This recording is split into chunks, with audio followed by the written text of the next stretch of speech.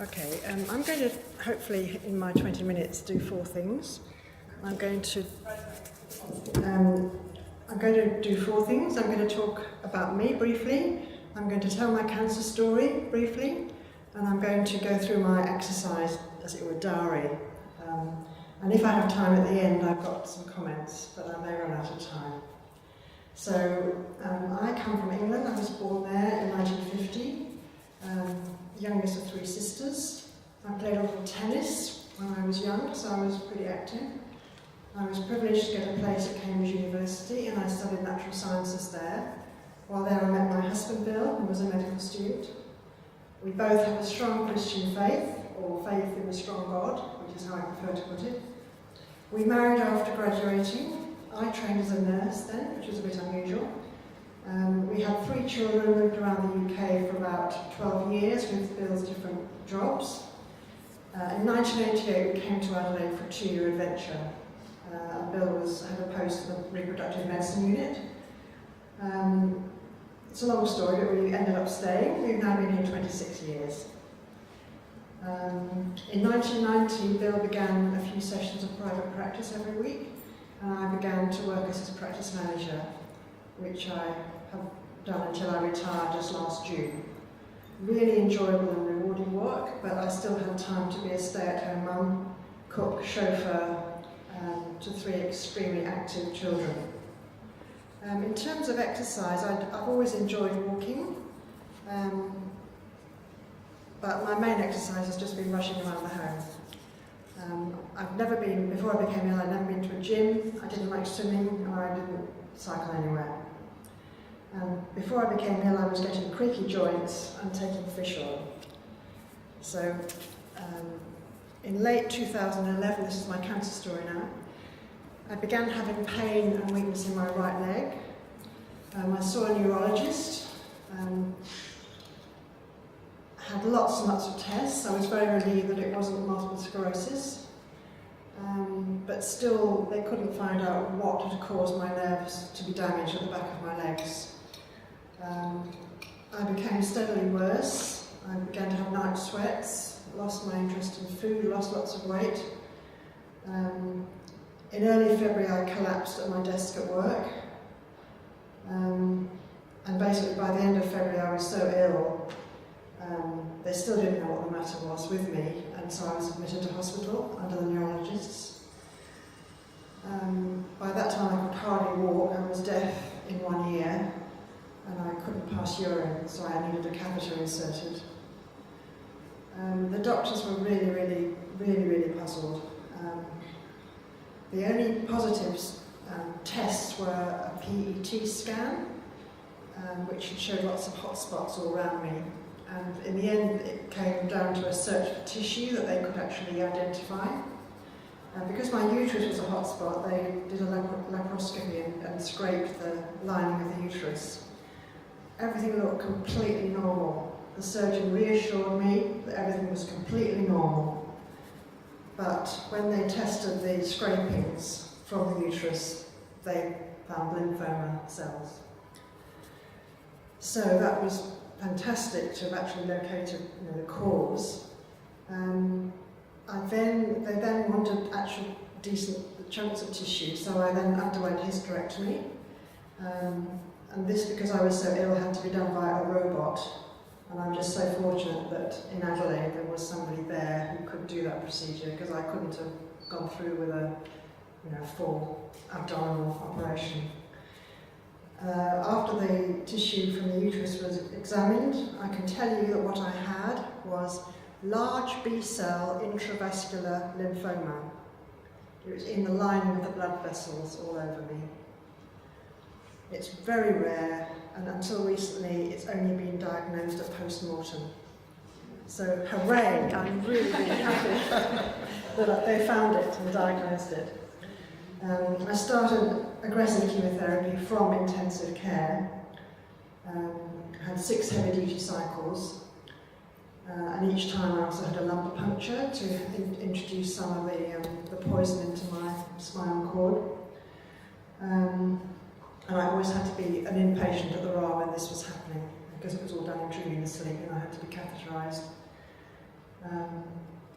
Once I'd finished my first cycle, they didn't know what to do with me because I was too ill to go home.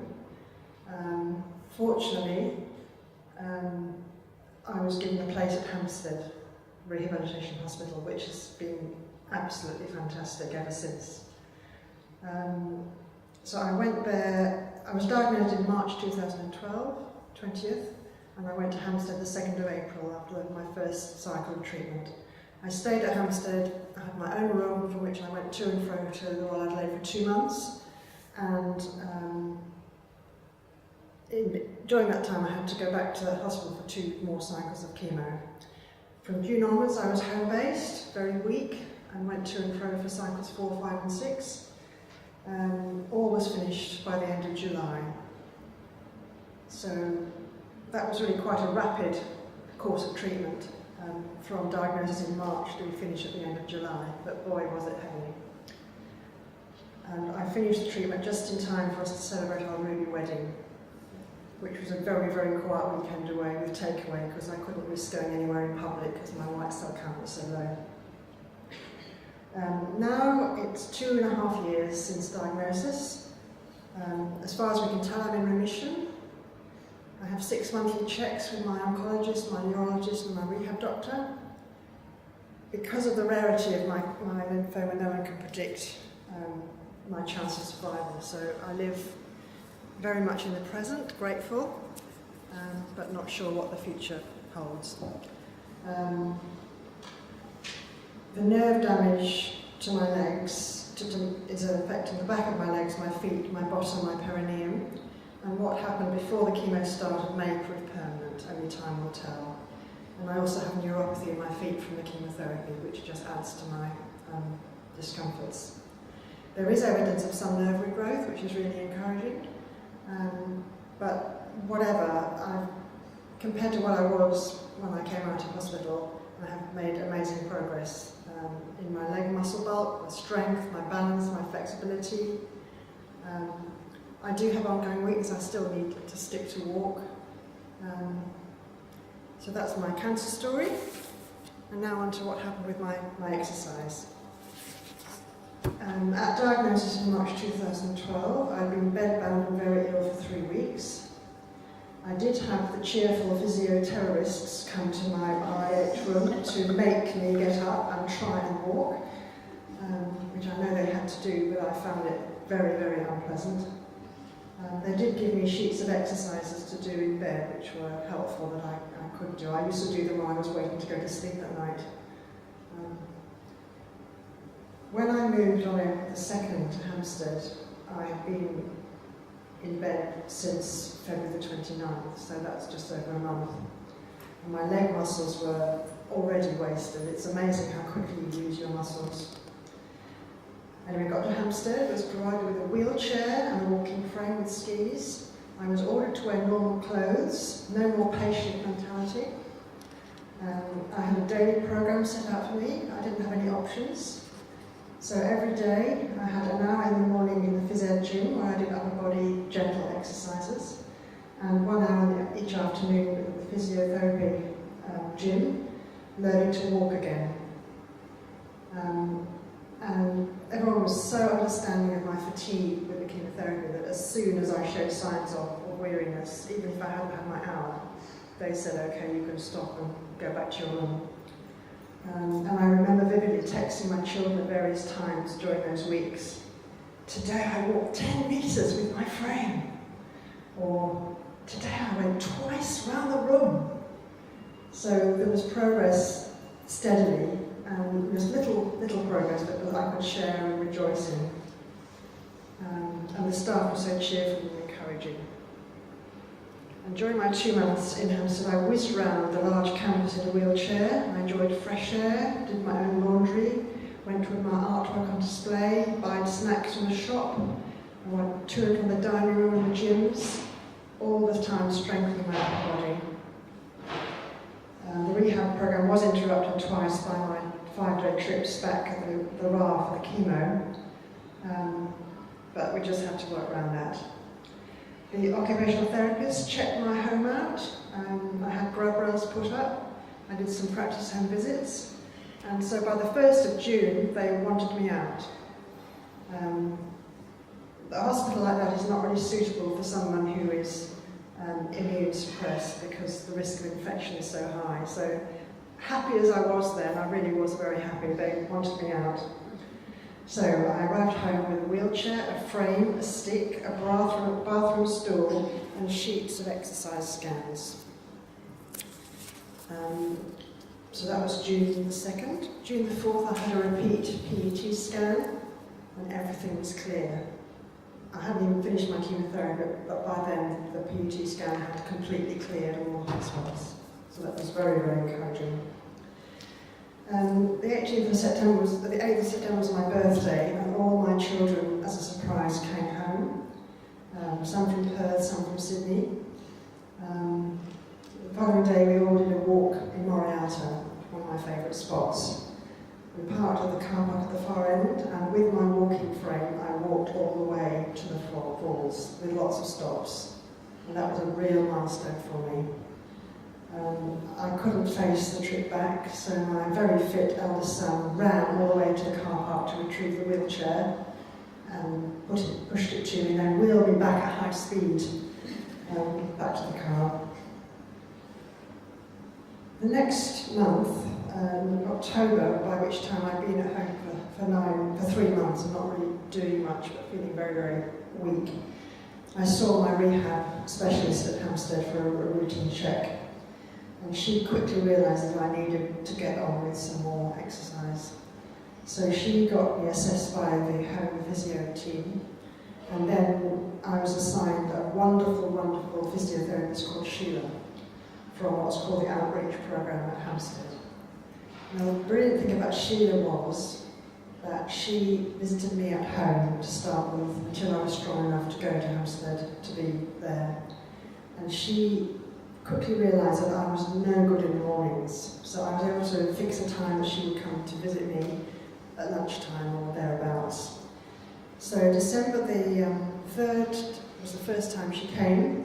She came weekly, the 3rd, 10th, 17th, obviously not Christmas, 31st, and she was with me approximately an hour. We had lots of laughs. She got me to do exercise. She explained why each exercise was important. She gave me lots of sheets. And again, like in Hampstead itself, when I clearly had enough, she stopped and we just chatted and she told me stories. One of her little bywords, which was so helpful, was, and I may not have got it quite right, was in the trying is the benefit. I mean, if you're given an exercise to do and you can't do it, it's still worth trying it because that gets your muscles thinking about doing it. And both Sheila and I were very aware that because of the nerve damage, we didn't know what would be possible in terms of rehabilitation. Once she'd gone home after her visits, I went to bed for 2 hours. I sat wearing. While I was ill, I heard the news that my daughter-in-law was pregnant for the 2nd time. And so November was a real focus to aim to be better in time to go and visit her, as it turned out, when she was born in Perth. So my first plane flight was for Christmas, 2012. My husband insisted on us flying business class, so that was very, very relaxing. I took my own wheelchair, and in fact, once I got there, the wheelchair just sat in the apartment and I just used my frame. So already I was progressing to the point of not needing my wheelchair. And although it was an exhausting visit, it was just wonderful to meet Annika and be with our family for Christmas. Shortly before we left there, we got the news that my husband's mother had died in England after a very, very long life, and she's the last of our 4 parents to die. And clearly my husband needed to get back to England for the funeral, and he wanted to be there for 3 or 4 weeks because there will be lots of things to sort out. We were pretty distraught at the thought of him going without me. And eventually I agreed that I would go with him. So the funeral was delayed such that I had time to gear up to go. and we flew business class again. I mean, honestly, when you have the need, you just have to spend the money, frankly. And managed the trip all right. We drove straight away to my sister's house where I stayed for the whole visit. But her house is 2-storey and I had an upstairs bedroom. So every day, twice, because I had an afternoon sleep, I had to go up and down those stairs. So although I was away from my exercise program, I was actually having an exercise program by climbing up and down stairs. Home from that, it's now February 2013, now a year from the start of the serious illness, and I managed successfully to try and resume some sort of program. I resumed visits from Sheila, and by now I was well enough to go to her, and we had a number of sessions in the pool at Hampstead where she introduced me to the joys of exercise under warm water, which is absolutely gorgeous. Sheila was able to comment on how my improvement since the last time she'd seen me before I went away, so that was encouraging.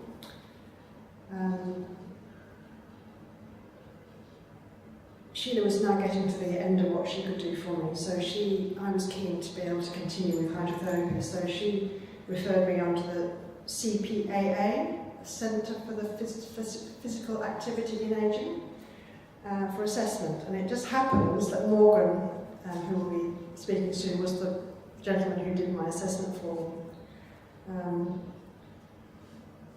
And that was, at the end of that, I had a 5-week programme of twice weekly visits to the CPAA for gym work and help with walking and hydrotherapy. And I'd never before got used to working in a gym regularly, apart from the brief times at Hampstead Hospital. So that was really helpful and interesting. The physio walking, well, that was just continuing what I was doing in normal life, but was helpful. And the hydrotherapy I already was sold on, so that was great. At the end, discussed what I should do next, and the only real suggestion made to me was that I should do a once a week 6 p.m. session, 10 minutes drive away, which was attended by people in my sort of position. I was not keen on a 6 p.m. thing and only once a week, so I pursued my own route and I joined a Curves gym just up the road from where I live, where I could go whenever it suited me and exercise as fast or as slowly or as strongly or weekly as I wanted. And I asked for a place on an individual hydrotherapy session on an ongoing place, and I was able to get one on that, and I'm still very grateful for that once a week hydrotherapy session. The other thing that Sheila recommended was an exercise ball, so I have a very lovely turquoise exercise ball that I sit on at meals, and that exercises my hips and strengthens it. I've nearly finished, Jason. One last fun thing is that my sports-loving Perth son decided to give me a tricycle for my birthday last year. It arrived in a pack at the front door, waiting to be made up by my other son and my husband. It's a long story, but it took a long time to get it properly up and running. My first attempts at riding it were hopeless because my left leg kept slipping off the pedal, but managed to arrange some toe clips. So it's only been the last few months I've started using it, but I now use it about 3 times a week. I tricycle to my Curves gym, I do a session and then tricycle home.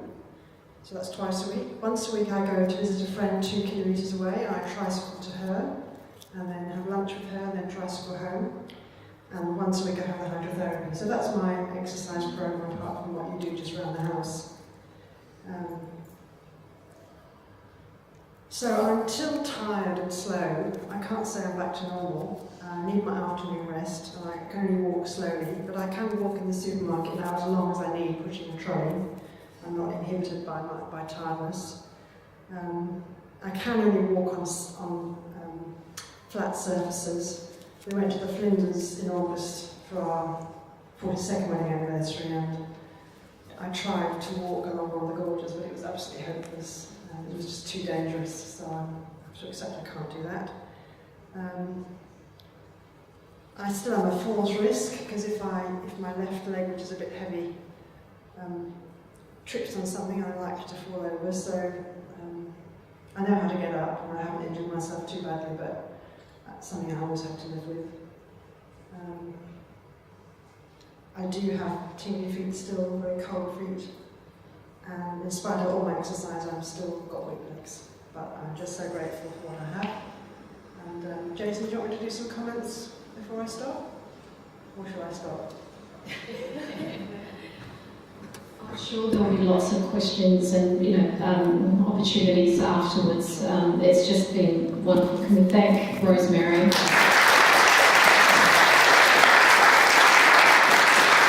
Thank you so much for sharing that amazing, inspirational